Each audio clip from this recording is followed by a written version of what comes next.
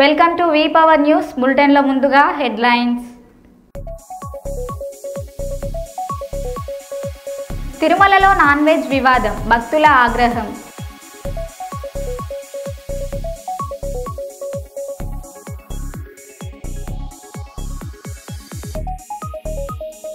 Reliance అధినేత ముఖేష్ అంబానీ భారీ విరాళాలు.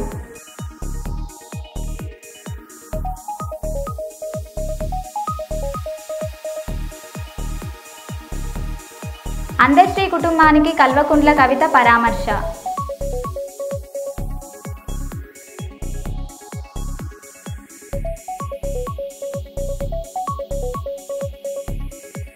వరంగల్ జిల్లాలో కిడ్నీ రాకెట్ ముఠా హల్చల్.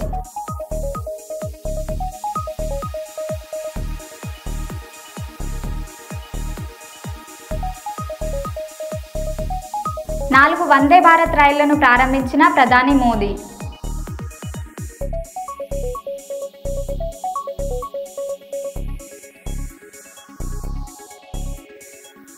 ఇక వివరాల్లోకి వెళ్తే, ఆటోలో మర్చిపోయిన 12 తులాల బంగారం, డ్రైవర్ నిజాయితీకి సెల్యూట్. నంద్యాలలో ఓ వివాహానికి హాజరై ఆటోలో తిరిగి వస్తుండగా 12 తులాల బంగారం ఉన్న బ్యాగ్ మర్చిపోయిన సూర్యనారాయణ, లక్ష్మీబాయి దంపతులు. ఆటోలో మర్చిపోయిన బ్యాగ్ను గమనించి పోలీస్ స్టేషన్లో అప్పచెప్పిన driver Chandrasekhar. Auto driver Chandrasekhar నిజాయితీకి మెచ్చుకుని సన్మానం చేసిన అర్బన్ డీఎస్పీ శ్రీనివాసులు.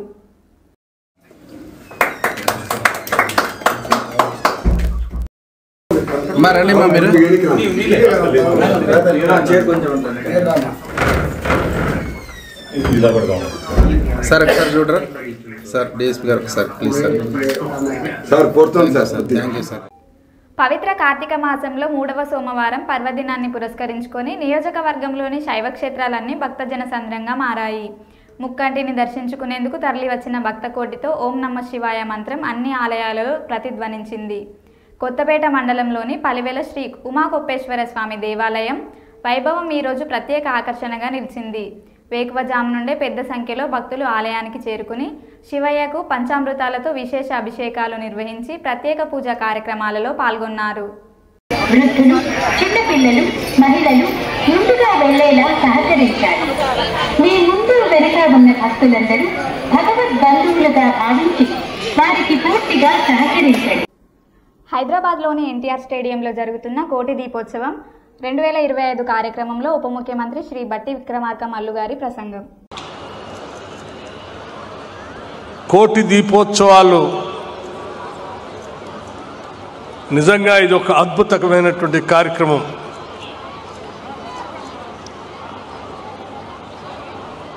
అజ్ఞానం అనే గాఢాంధకారం నుంచి బయటికి తీసుకుని వచ్చి వెలుగులు నింపేటువంటి ఈ దీపాన్ని వెలిగించేటువంటి కార్యక్రమం మన సంస్కృతి సాంప్రదాయాల్లో అనేక శతాబ్దాలుగా వస్తూ ఉన్నటువంటి సాంప్రదాయం ఇది. ఆ పరమ పవిత్రమైనటువంటి దేవుడికి, దేవుళ్ళకి దీపాలు వెలిగించి ఆరాధన చేస్తూ ఈ సమాజాన్ని అందరినీ చల్లగా చూడమని, మమ్మల్ని మా కుటుంబాన్ని చల్లగా చూడమని వేడుకునేటువంటి కోట్లాది మంది ప్రజలు ఈరోజు దీపాలు వెలిగించి సమస్త తెలంగాణ ప్రజల క్షేమం కోసం మీరు చేస్తున్నటువంటి ఈ పుణ్య కార్యక్రమం అద్భుతమైనటువంటి కార్యక్రమంగా రాష్ట్ర ప్రభుత్వం భావిస్తూ ఉంది. ఉత్సవాల కార్యక్రమాన్ని, మన తెలుగు సంస్కృతి సాంప్రదాయాల్ని భవిష్యత్ తరాలకి ఈ దీపాలు వెలిగిస్తూ, జ్ఞానాన్ని వెలిగిస్తూ, దేవుణ్ణి ప్రార్థిస్తూ మా అందరినీ కాపాడవాలని చెప్పేటువంటి ఈ సాంప్రదాయాన్ని తప్పనిసరిగా రాష్ట్ర ప్రభుత్వ రాష్ట్ర పండుగనే కాకుండా జాతీయ పండుగ కూడా ఉండాలని మనస్ఫూర్తిగా ఈ రాష్ట్ర ప్రభుత్వం అభిలషిస్తూ ఉంది. ఈనాడు మీరు అనేక ప్రాంతాల నుంచి ఈ సంవత్సరమే కాదు అనేక సంవత్సరాలుగా భక్తి టీవీ వారు ఇక్కడ నిర్వహిస్తున్నటువంటి ఈ కార్యక్రమంలో పాలు పంచుకుంటూ ఈ దైవాల్ని కోరుకుంటూ ఇక్కడికి వస్తున్నటువంటి మీ అందరికి కూడా నేను ఈ రాష్ట్ర ప్రభుత్వం తరఫున నా హృదయపూర్వకమైనటువంటి అభినందనలు కృతజ్ఞతలు కూడా తెలియజేస్తా ఉన్నాను. అలాగే ఇటువంటి పరమ పవిత్రమైనటువంటి కార్యక్రమానికి నన్ను ప్రత్యేకంగా ఇక్కడికి ఆహ్వానించి కుటుంబ సమేతంగా ఆహ్వానించినందుకు భక్తి టీవీ వారికి నా హృదయపూర్వకమైనటువంటి కృతజ్ఞతలు అభినందనలు కూడా తెలియజేస్తా ఉన్నాను. సోదరులు నరేంద్ర చౌదరి గారు కేవలం వార్తల్ని వార్తలుగా చూపించడమే కాదు, భక్తి టీవీతో కేవలం ఈ రాష్ట్రంలోనే కాదు దేశవ్యాప్తంగా ప్రపంచవ్యాప్తంగా కూడా ఈరోజు కోట్ల మంది ఈ కోటి దీపోత్సవాల కార్యక్రమాన్ని వీక్షించే విధంగా భక్తి టీవీ ద్వారా ప్రపంచానికి అందిస్తున్న మీ కార్యక్రమం అద్భుతమైనటువంటి కార్యక్రమం, అభినందించదగినటువంటి కార్యక్రమం. కేవలం ఇక్కడ ఉన్నటువంటి వాళ్లే కాకుండా మనం చేసే ఈ కార్యక్రమాన్ని ఇళ్లల్లో కూడా ఉండి ప్రపంచవ్యాప్తంగా కొన్ని కోట్ల మంది దీన్ని వీక్షిస్తూ ఉన్నారన్న సంగతి మీ అందరికి కూడా తెలియదు కాదు. ప్రతి సంవత్సరం వారు నిష్ఠతో ఈ కార్యక్రమాన్ని ఈ ప్రాంతంలో నిర్వహించడం తెలంగాణ రాష్ట్ర ప్రభుత్వం తరఫున తెలంగాణ రాష్ట్ర ప్రజలందరి తరఫున కూడా వారికి అభినందనలు తెలియజేస్తూ మీ అందరి జీవితాల్లో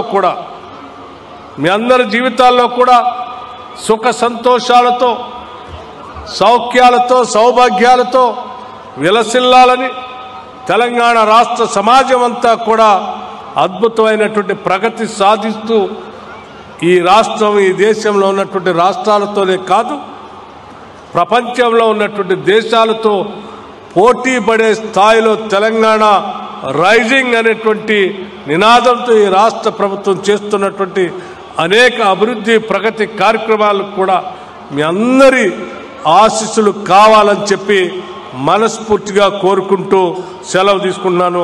నమస్కారం, ధన్యవాదాలు. 4 వందే భారత్ రైళ్లను ప్రారంభించిన ప్రధాని మోదీ ప్రస్తుతం ఉత్తరప్రదేశ్ నుండి వారణాసిలో పర్యటిస్తున్న మోదీ బనారస్ నుండి ఖజురహో, లక్నో నుండి సహరన్పూర్, ఫిరోజ్పూర్ టు ఢిల్లీ, ఎర్నాకులం టు బెంగళూరు మార్గాల్లో వందే భారత్ రైళ్లను ప్రారంభించిన మోదీ सम्मानित करें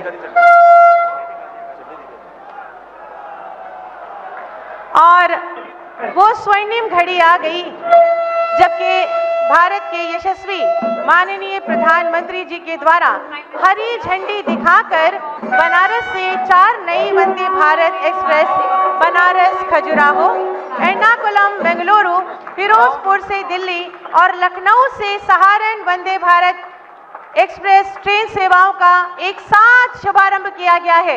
आइए जोरदार तालियों के माध्यम से इन सौभाग्यशाली क्षणों का स्वागत अभिनंदन करें। भारत माता की, भारत माता की, भारत माता की। आज भारत के रेल इतिहास में एक और स्वर्णिम अध्याय जुड़ गया है। जोरदार तालियों से इन ऐतिहासिक क्षणों का अभिनंदन करें।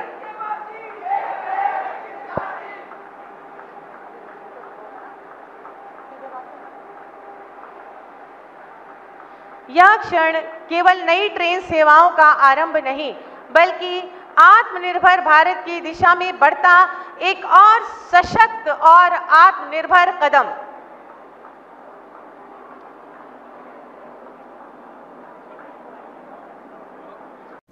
ఈ కాంగ్రెస్ ప్రభుత్వం దద్దమ్మ ప్రభుత్వం. మధిర నియోజకవర్గంలో సిపిఎం నాయకుడు సామినేని రామారావు హత్య జరిగి 9 రోజులైన దోషులను పట్టుకోలేదు. ఈ హత్య చేసింది కాంగ్రెస్ నాయకులే అని మేము చెప్తున్నాం. దీనిపై విచారణ జరిపి దోషులను శిక్షించే వరకు ఈ ప్రభుత్వాన్ని వదిలిపెట్టమని సిపిఎం జాతీయ నేత బివి రాఘవులు అన్నారు. హత్య జరిగి 9 రోజులు అయినా కానీ ఈరోజు ఈ ప్రభుత్వం ఎవరు హత్య చేశారో కనిపెట్టలేనంత దద్దమ్మ ప్రభుత్వం అని చెప్పేసి నేను అడుగుతున్నాను. పోలీస్ శాఖ వారు, హోంమంత్రి వీళ్ళందరూ చెప్తుంటారు దొంగల్ని గంటలోనే పట్టుకున్నాం. దోపిడీ చేసిన వాళ్ళని రోజులోనే పట్టుకున్నాం అని చెప్పేసి రోజు పేపర్లో చెప్తుంటాను. మరి 9 రోజులైనా ఏం చేస్తున్నారు? ఈ ప్రభుత్వం ఏం చేస్తుంది?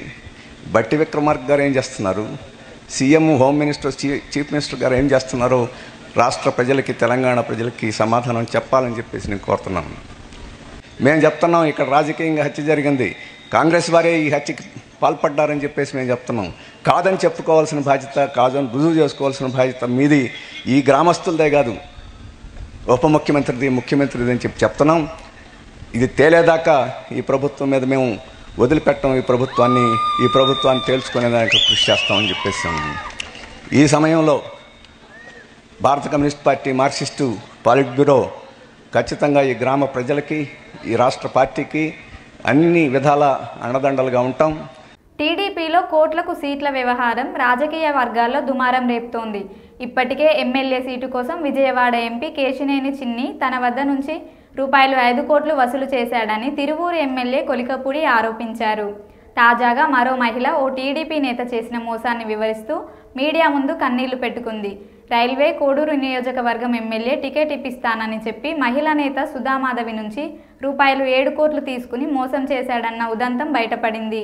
పేరు సుధామాధవి, నేను కోడూరు నియోజకవర్గం నుంచి వచ్చాను. మేము మొన్నంతా ఎలక్షన్ కోసము చాలా కష్టపడాము. ఆయన జైల్లో ఉన్నప్పుడు చంద్రబాబు నాయుడు సార్ గారికి, లోకేష్ సార్ గారికి, పవన్ కళ్యాణ్ సార్ గారికి శిరసు వచ్చి నమస్కారం చేసి నా బాధ చెప్పుకుంటున్నాను. దయచేసి మీకు తెలిస్తే నా బాధ తీరుస్తారనే ఆశతో ఈ చిన్న ప్రయత్నం చేస్తున్నాను. అది సార్ లేకపోతే అది కూడా నాకు చేసేదానికి అవకాశం ఉండేది కాదు. మీ కాడికి, ఆఫీస్ కాడికి రావాలని నేను ప్రయత్నించినాను ఎన్నోసార్లు, కానీ రాలేకపోయినాను. వచ్చే అవకాశం లేదు. మీరు చంద్రబాబు నాయుడు సార్ గారు మీరు జైల్లో ఉన్నప్పుడు 53 రోజులు సార్ నేను నిరాహార దీక్ష చేశాను సార్. మా ఊరు మొత్తం, నియోజకవర్గం మొత్తం అందరినీ జనాలు తీసుకుపోయి నిరాహార దీక్ష చేసి మీకోసం నేను ఎంతో కృషి చేశాను సార్. అయినా ఫలితం లేదు సార్. అదే కాకుండా సార్ బాబు సూర్తి, భవిష్యత్ గ్యారెంటీ, సూపర్ 6 అన్నీ కూడా నేను పల్లెకి సార్ చలనక, ఎండనక, వాననక 4-5 కార్లు జీవులు పెట్టుకొని ప్రతి పల్లెకి, అడవిలోకి కూడా పోయి సార్ మీకు జరిగిన అన్యాయం ఇంటికి పోయి చెప్పాను సార్. సార్ మనం ఎట్ట తిరిగి గెలిపించుకోవాలా? సార్ జైల్లో నుంచి బయటికి రావాలంటే మనం అందరం ఓటేసి సార్ని గెలిపించుకొని మనం బయటికి తెచ్చుకోవాలంటే ప్రతి ఒక్క ఇంటికి పోయి సార్ తెల్లవారుజామున మళ్ళీ వాళ్ళ పనులకు పోతారని అన్ని ప్రోగ్రాములు చేశాను సార్. నేను మాకు టికెట్ ఇస్తారని తెలుసుకున్న వేమన సతీష్ గారు సార్, వేమన సతీష్ గారు మేము ఇవన్నీ చేస్తున్నాం కదా సార్, అవి తెలుసుకున్న వేమన సతీష్ గారు మా దగ్గరకు వచ్చి, నాకు చంద్రబాబు నాయుడు సార్ గారు తెలుసు, లోకేష్ సార్ గారు తెలుసు,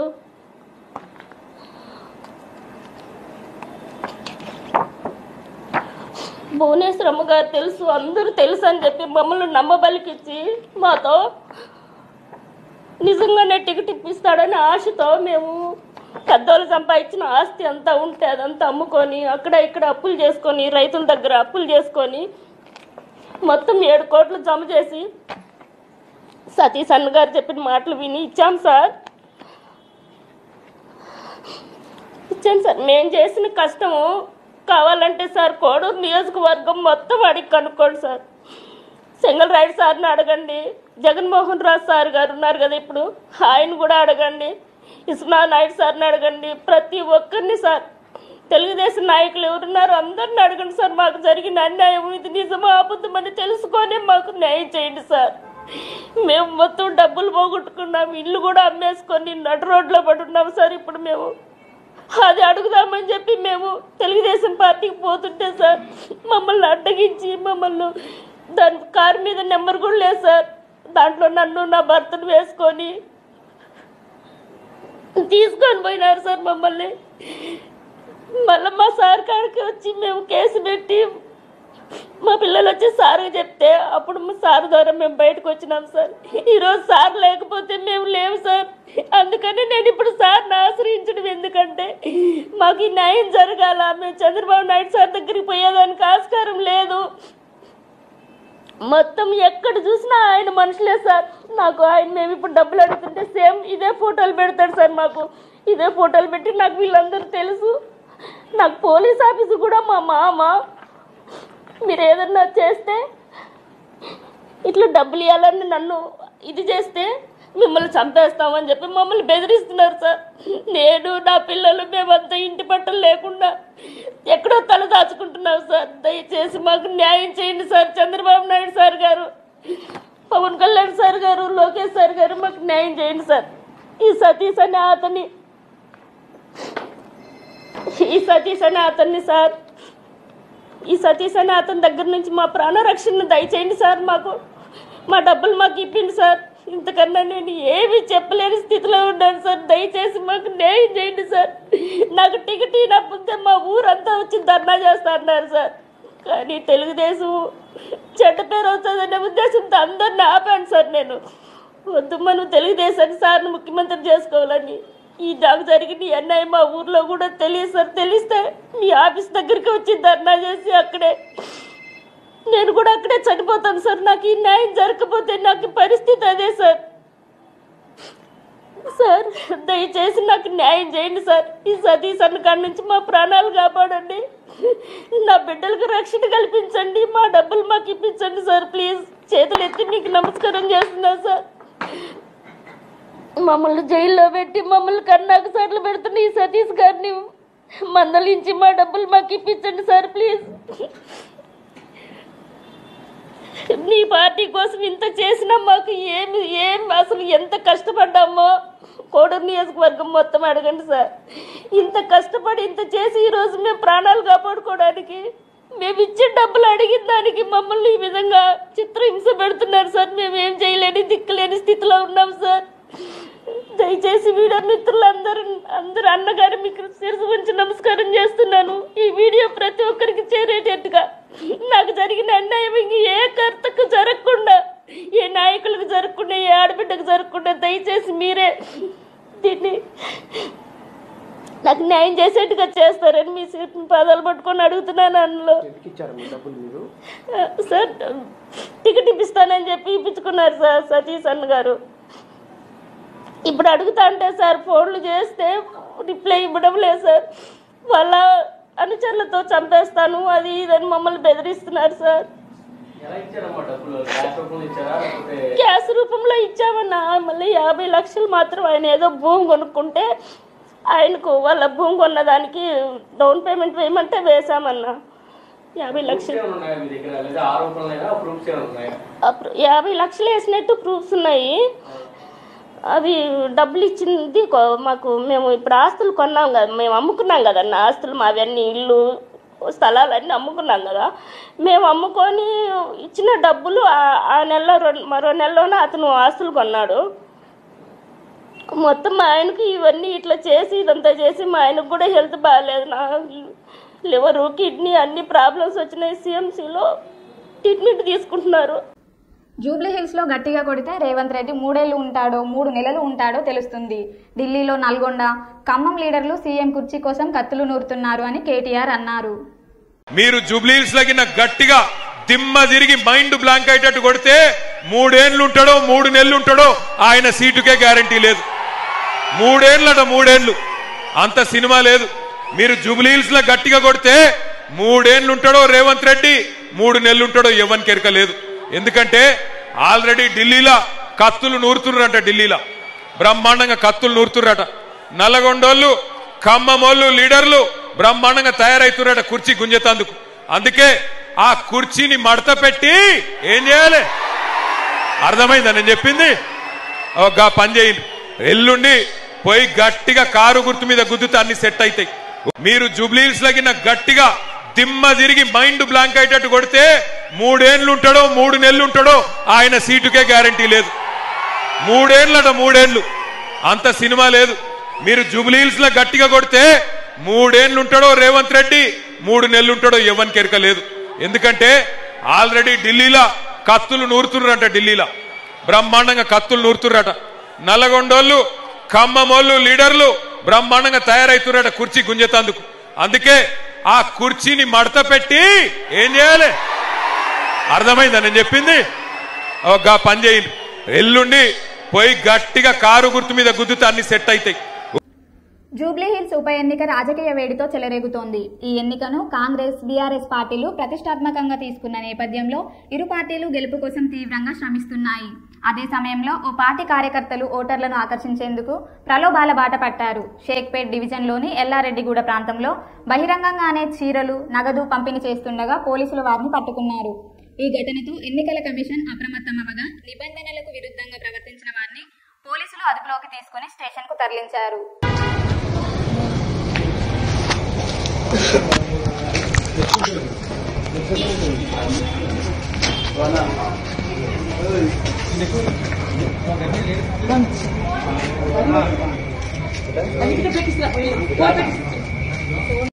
మంచిర్యాల జిల్లా కోటపల్లి మండలం జనగామ గ్రామంలో ఆదివారం నాడు మరణం పోచమ్మ తల్లుల బోనాల జాతర చాలా ఘనంగా నిర్వహించారు. ఈ జాతరకు జనగామ గ్రామవాసులే కాకుండా ఇతర గ్రామవాసులు, మహారాష్ట్ర నుండి కూడా వేల సంఖ్యలో భక్తులు తరలివచ్చారు. పండుగ శాంతియుతంగా జరగడానికి కోటపల్లి సిఐ బన్సీలాల్ మరియు కోటపల్లి ఎస్ఐ రాజేందర్ పోలీస్ బందోబస్తు చేసి బోనాల పండుగ శాంతియుతంగా ముగిసేలా చూశారు. ఇందులో ముఖ్య అతిథిగా గట్టు లక్ష్మణ్ గౌడ్ వచ్చిన భక్తులకు ఎలాంటి ఇబ్బందులు కలగకుండా చూసుకున్నారు. ఇందులో ఆలయ కమిటీ సభ్యులు కూడా పాల్గొన్నారు.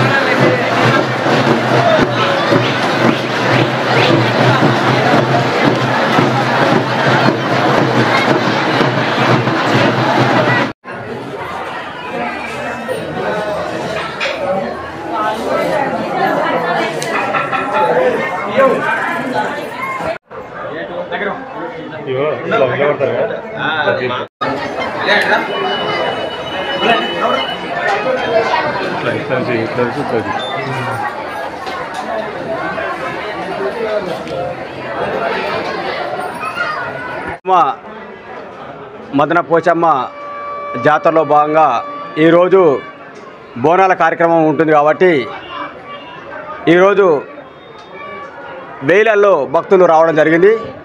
ఈ భక్తులకు ప్రత్యేకంగా ఏర్పాట్లు చేయడం జరిగింది. అలాగే పోలీస్ శాఖ వారు కూడా మా ఎస్ఐ గారు కావచ్చు, మా సిఐ గారు కావచ్చు, ఏసీబీ గారు కూడా రావడం జరిగింది. వారికి కూడా ప్రత్యేక ధన్యవాదాలు తెలియజేసుకుంటాం. ఎందుకంటే వాళ్ళు కూడా ఈరోజు అలాగే నిన్న రథాలోత్సవం కావచ్చు, మొన్న అక్కడ మన గంగస్థానం నాడు జరిగిన నాడు కూడా కావచ్చు, ఆనాడు కూడా మంచి బందోబస్తు ఇవ్వడం జరిగింది. కాబట్టి వారికి ప్రత్యేకంగా ధన్యవాదాలు తెలియజేసుకుంటాను. అలాగే ఇక్కడికి విచ్చేసిన భక్తులకు ప్రతి ఒక్కరికి పేరు పేరున ధన్యవాదాలు తెలుసుకుంటూ ఇంత విజయంగా, ఇంత విజయోత్సవంగా.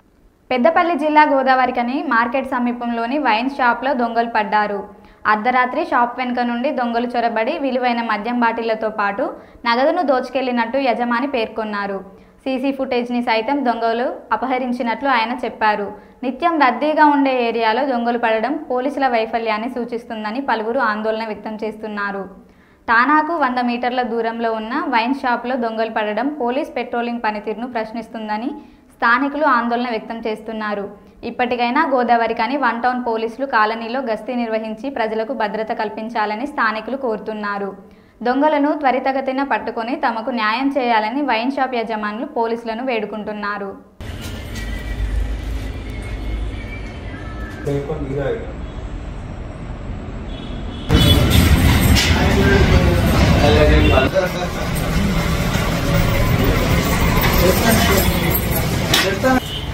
आचार ओपन प्रश्न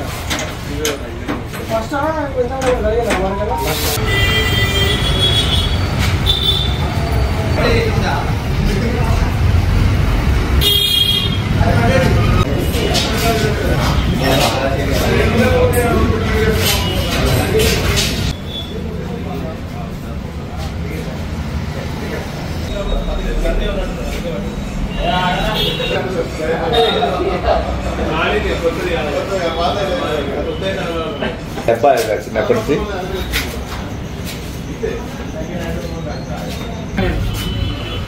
నుంచి ఏం చేయలేదు బెడ్ మీకు వెళ్ళి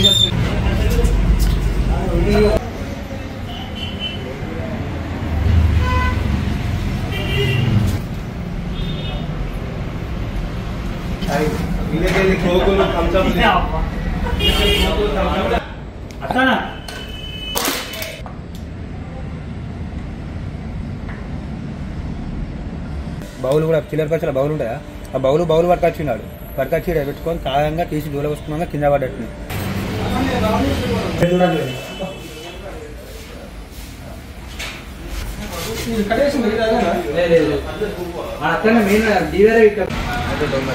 నమస్కారం అండి. ఇక్కడ మా మార్కెట్ దగ్గర ఉన్న బాలాజీ వ్యాన్స్ రిజిట్ నెంబర్ 49వ నెంబర్ మీద నైట్ షాప్ బంద్ చేసి 10 గంటలకు వెళ్ళిపోయాము. షాప్ బంద్ చేసి ఉదయం వచ్చి మార్నింగ్ 9:15 వచ్చే వరకు షాప్ మొత్తం విండో ఇట్లా పలగొట్టున్నాయి.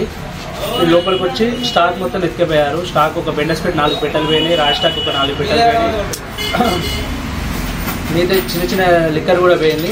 కైన్స్ కూడా పొద్దున వచ్చే వరకు అన్ని ర్యాకులు కూడా అన్ని ఓపెన్ చేసినాయి. అన్ని కబోర్డ్లలో అన్ని క్యాష్ మొత్తం. క్యాంటీన్ నుండి ఒక 18,000 రూపాయలు క్యాష్ ఉండే అది పోయింది. చిల్లర 10,000, 20,000, 50,000, 100 చిల్లర డైలీ పెట్టుకుంటాం కదా, అవి కూడా అంతా కలిపి ఒక 70,000 రూపాయలు, 70,000 నుంచి 80,000 మధ్యలో క్యాష్ పోయింది. స్టాక్ కూడా దగ్గర 1,00,000 చిల్లర స్టాక్ పోయింది. మళ్ళీ దీని ఏంటంటే సీసీ కెమెరా చూద్దామంటే సీసీ కెమెరాలో ఉన్న DVR మొత్తం బయలు మొత్తం కట్ చేసి DVR మొత్తం పీకి వెళ్ళారు.